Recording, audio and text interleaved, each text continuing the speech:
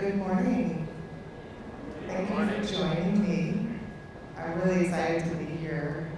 Thank you specifically to my friend Elijah, who recommended me for this program, and then, of course, Kim for helping with everything. Rusty, I don't know where you are. There.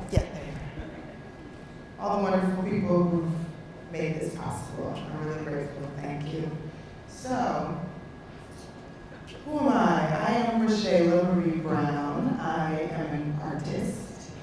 I'm also a human being. And I'm obsessed with the ways in which we identify people as being a particular identity. And I think a lot about the power in personal storytelling. I think a lot about the power in the political landscape. And I think a lot about the idea that you are what you see. If you see possibility models, then you can imagine yourself being something. Or you can imagine yourself not being something. And I think a lot about, and I think it's really appropriate that we're in a marketing agency setting, because I used to work as a graphic designer for about 10 years, and also was working at Coca-Cola in their global advertising department, really seeing how images are created. And when I think about cultural landscape, I think about that both very literally. How do I put myself in the landscape? And then how do I locate my personhood within a cultural paradigm? So I'm also thinking a lot about not only the things that I represent and the things that people think that I am, but I also think about how I feel about all of this. I don't think it's enough just to say, oh, it's really problematic that they photoshopped Beyonce to look really light-skinned on the cover of Vanity Fair. I think it's also important to acknowledge that she's a person, and I think it's important for us to look at iconography as it relates to our actual feelings.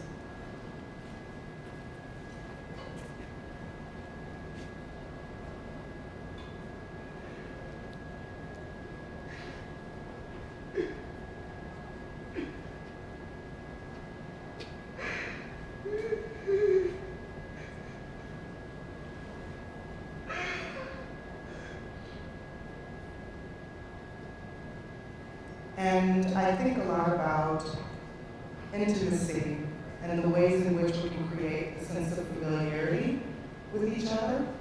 How I can create familiarity as an artist with a group of people who I don't know, who may have certain ideas about who I am on the inside, and maybe are interested in that or not. And I also think a lot about my family. So that previous image was actually photographed of my mother sleeping. This is also my mother on the right-hand side. These are a bunch of video stills of a project that I did called Gaze in 2011, where I danced like a video vixen in front of my mother. And then she responded to it, and at first she was really, oh my God, you look so good. Get it? You know, very approving because she's my mother and she wants me to be happy. And, you know, like most mothers do, even if they don't don't understand this and want us to be happy. And then she kind of progresses to actually, confusion and then disgust. And I think it's because she's trying to imagine what the impact is of all of these images on her baby, And so I think about myself within the cultural, political landscape and my personal, internal, mental, emotional space. I think a lot about how power is related to desire. And I think this is, again, very appropriate, talking about marketing, is that in order for us to sell something, in order for us to attach ourselves to something, there has to be some kind of desire. We can't actually attach ourselves to anything without a desire for something, which ultimately I think comes from, at times, a place of wanting. And if you're wanting, that means you lack something. So what are you trying to fill in that space? And I think a lot about the relationship between women within this cultural landscape that I'm particularly invested in. And I think a lot of the things that I talk about are not only relevant to the racialized, gendered subject, but I think it also is applicable to any type of identity. So this is just my owning of my own subjectivity within the cultural landscape. And when I think about lack, when I think about lack and I think about desire, I think a lot about the things that I go through in order to create a certain sense of desirability. And then, what ways can I look at myself? How did I become the person that I am? Why is it that I'm attracted to a certain type of presentation? Is it merely just because I look at a lot of mirror magazines? Is it merely just because I was a little girl at one point in my life? Is it because I'm Black and we've got a very strong community sense of pride or anxiety about our hair? Or is it because I want to be loved? And I think that certain people only respond to certain types of images, and I ultimately can get what I want by fitting into that image. I don't think there's anything wrong with that. I don't think that he disagrees with that desire either. So I also think about not only in terms of desire as a sexual thing, but I think about desire in terms of its relationship to power in all of its manifestations. When we think about who has control over a situation, who is capable of telling a story, who is capable of being believed, and what are the things that need to happen in order for that person to genuinely have any type of control in a situation.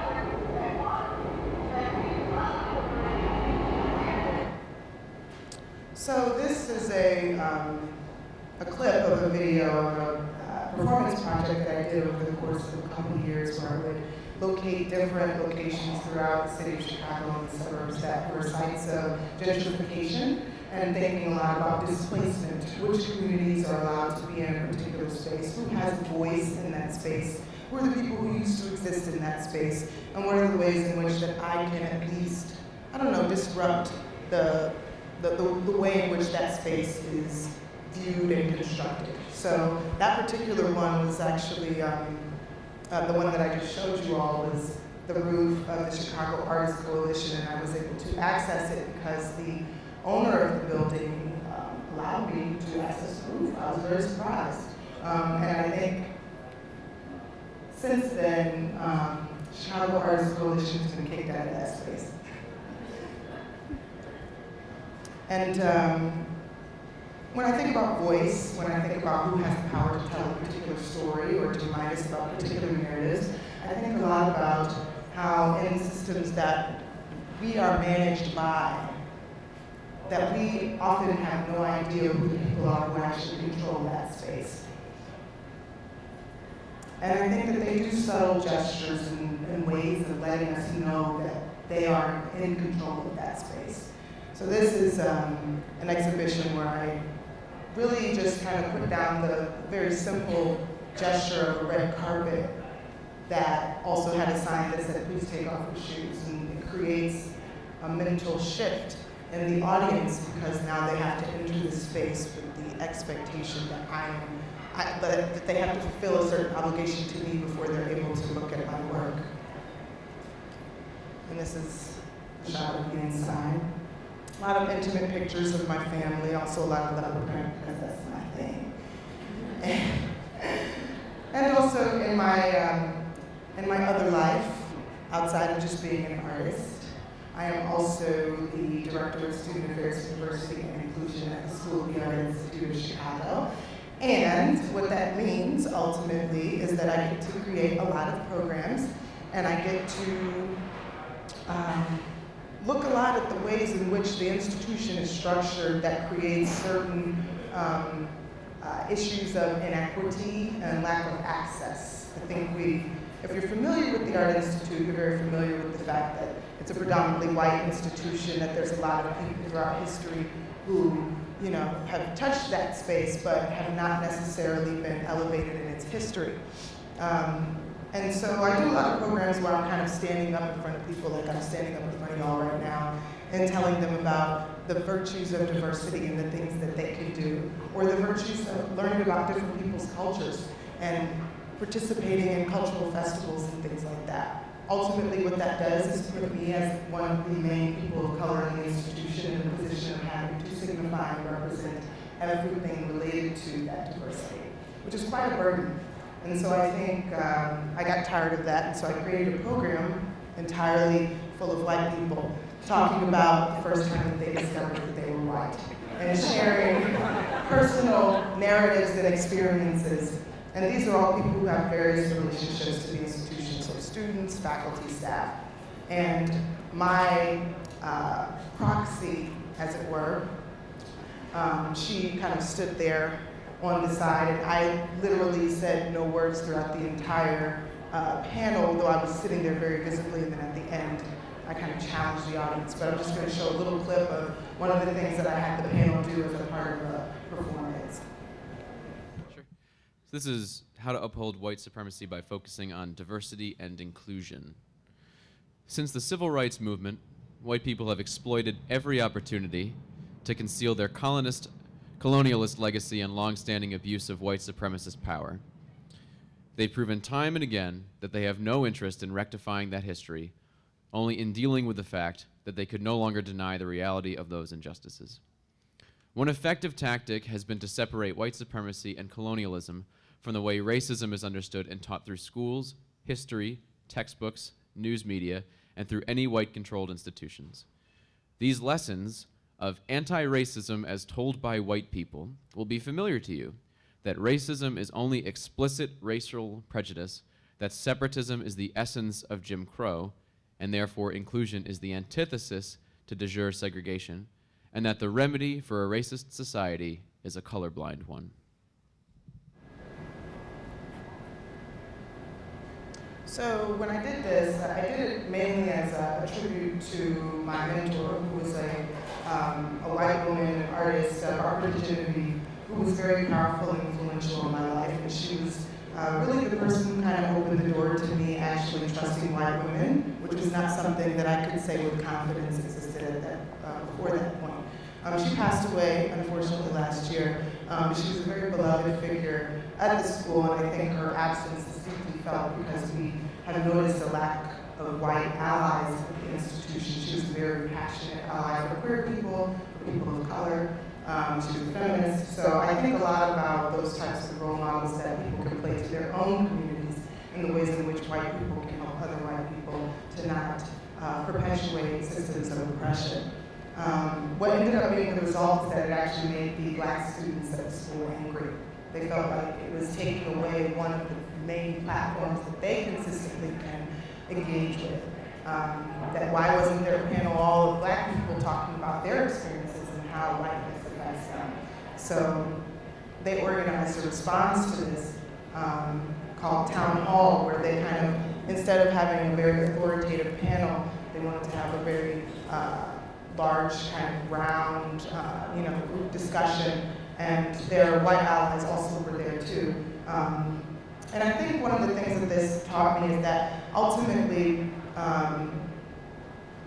when I do any kind of socially engaged work, or I do any kind of community-based work, I really need to be open to the possibility that people are going to respond to that and organize their own ways of engaging with what I'm doing. And one of the ways that we see a lot of social practice work these days is that people will do something without any real clear indication that they give a crap about what the people in the community are going to do in response to that. And I think what I'm trying to do is actually create a space to hold that and to support that. So I've been telling a lot of stories. I think a lot about the power of storytelling because that, when I said, I was working at Coca-Cola, my boss, who was the vice president of global advertising at the time, he's now the chief marketing officer of Airbnb. And he was always really going about this storytelling thing. He's like, in advertising, like storytelling is like, we don't even want to talk about the word marketing or advertising, we're talking about stories. We're trying to create an emotional attachment, and this is the way in which humans kind of conceptualize an attachment to something, is you give them a story. And so I think a lot about the power of the story and think about the ways in which I can create narratives that both kind of indicate a sense of truth, but then also allow the audience to question my authenticity as a narrator and my authenticity as a storyteller. And a lot of times this is where that really messy space between the cultural landscape and my personal feelings about it become closest together. So I do a lot of performances. This is, I would project images like these, personal images from my life alongside images like the ones that I started off my presentation with, like Rihanna, Beyonce, things like that. Vanessa Williams, Billie Holiday. I look at a lot of different people throughout popular culture history. And I kind of give a lecture, kind of how I'm doing now, but then I take moments to break away from that, just to allow people to question what authority is. And I think when we tell stories, we are also capable of, whether we're telling the truth or not, we can actually tell a truth of some kind.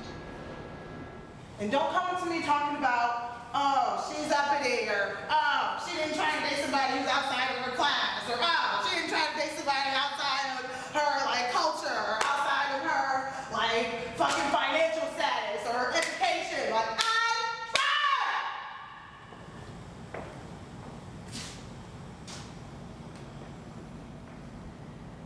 But so in playing with a lot of stereotypes around angry black women, whether or not I'm angry or not is besides the point. It's by using that particular archetype as a way to actually indicate some sense of truth.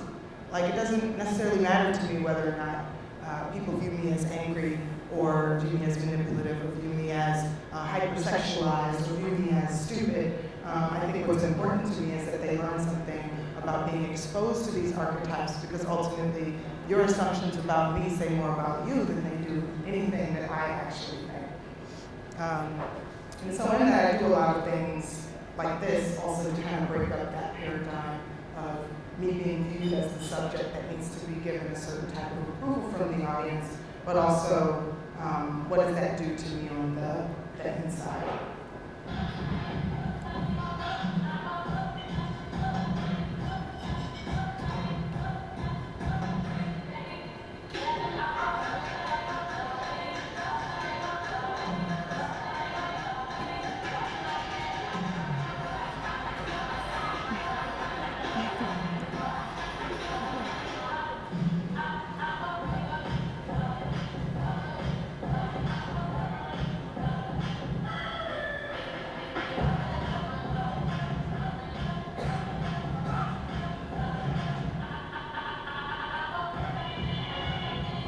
So just because you can't see this, I feel the need to explain. There's a projection behind me that's actually for black and tan. I filmed in 2010. This is the part where the dancer who's kind of behind me also dancing passes out. And then the group of the people like kind of come on the stage and like carry her away. They're like, get out of here, get out of here. And the rest of the band continues playing while she is being dragged out.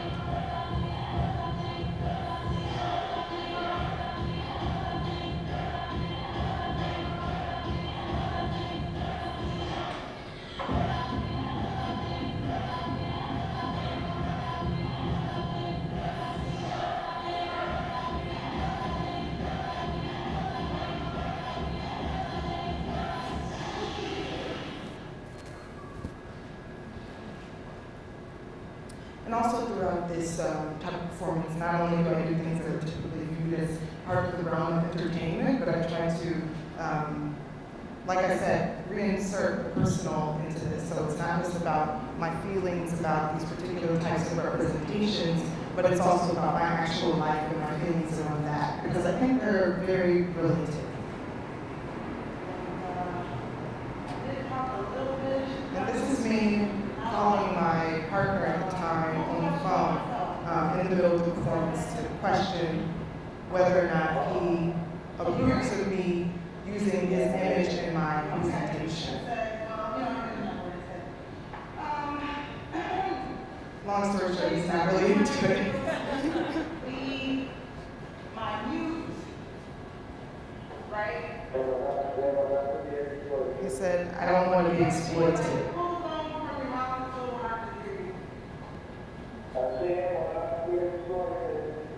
But not be exploited. I don't know if that's how it works. I'm pretty sure any news that I can think of has been exploited.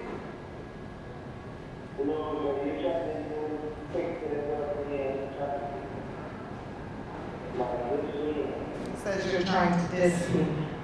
So that's the difference. Yeah, you're probably right. So what if I use pictures of somebody else, but then talk about you?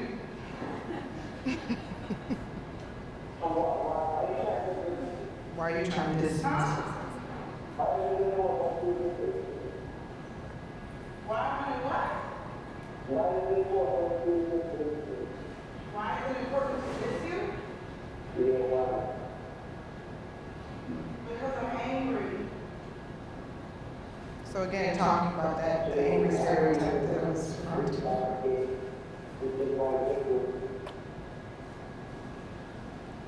I think, I don't know. I just really don't know if it's possible to use somebody as a muse or to use them in pictures without taking advantage of them. I really don't see if that's possible. So I think that's kind of like a crucial moment in these performances where the audience really starts to think a lot about, not only is she performing these stereotypes and kind of performing in a very particular way, but how does this impact one's personal relationships, and how does this relate to photography in general? How does this relate to a history of representation? When we're talking about storytelling, who gets to tell the story? Who gets to report on what happened in the relationship? How do we believe that person? I think I'm interested in that, just kind of like a general sense. And so in this performance, I also use pictures of people while they are sleeping that I took in different types of settings. And I asked people, I don't know if we have enough time to kind of go through this, but I was hoping we could at least do this. So what do you want to know about the man in this picture? Anybody have a question? Who is he? He's an artist. Where is he? Why is he in bed? He is in the Caribbean. dead is it? Oh, this is a hotel. I'm not 100% sure if I can remember which one it was, though. I go to a lot of hotels. Who is he to me? He is a person that I think taught me something, but I think he's a person who probably doesn't want to have anything to do with me also. Does he know that I took this picture?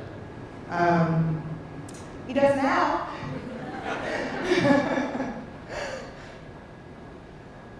So that's just to give you an idea of the kinds of questions, and as it progresses, people get more aggressive and ask very personal questions, so I'm also interested in that tension that can be created as well in the story when you allow people to contribute to it. So now, this is my most recent project. This is a project that I'm working on right now. It's the last one I'll talk about. It's a video series called Reality Is Not Good Enough, where I'm talking a lot about the tropes and stereotypes of reality television, specifically as they relate to representations of Black women. And I'm using my family as the subject matter.